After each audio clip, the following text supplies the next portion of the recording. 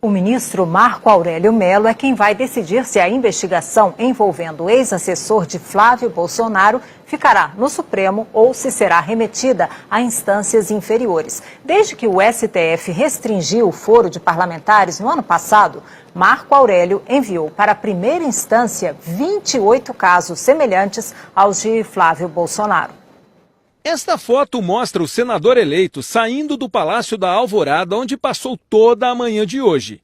O encontro com o pai presidente foi um dia depois de o Jornal Nacional revelar as operações consideradas atípicas pelo COAF, o Conselho de Controle de Atividades Financeiras.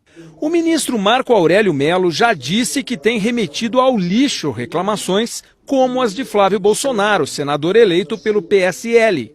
Com essa afirmação, o ministro indica que deve manter a investigação na primeira instância e não no Supremo Tribunal Federal.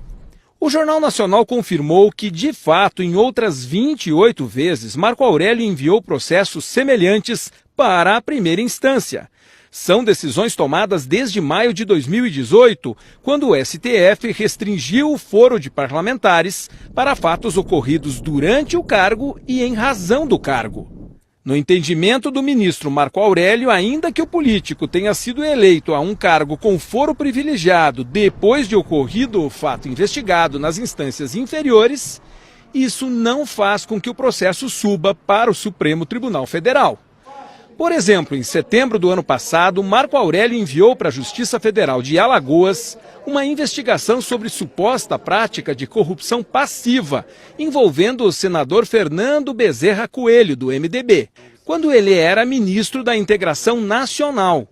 Nesse caso, Marco Aurélio entendeu que, ao deixar o ministério, Bezerra perdeu o foro, mesmo tendo virado senador depois.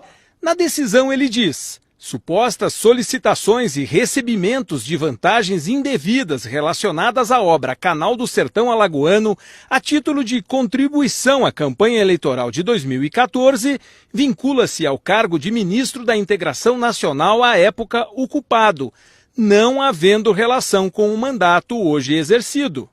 Já numa denúncia oferecida contra o senador Jader Barbalho, do MDB, em 2010, Marco Aurélio decidiu mandar um inquérito sobre suposta prática de sonegação fiscal para a Justiça Federal do Pará. Entendeu que, apesar de o fato supostamente ter sido cometido quando Jader Barbalho exercia um mandato de senador da República, não está a este relacionado. A defesa do senador eleito Flávio Bolsonaro pediu que o caso fosse para o Supremo Tribunal Federal em razão do mandato de senador conquistado nas últimas eleições.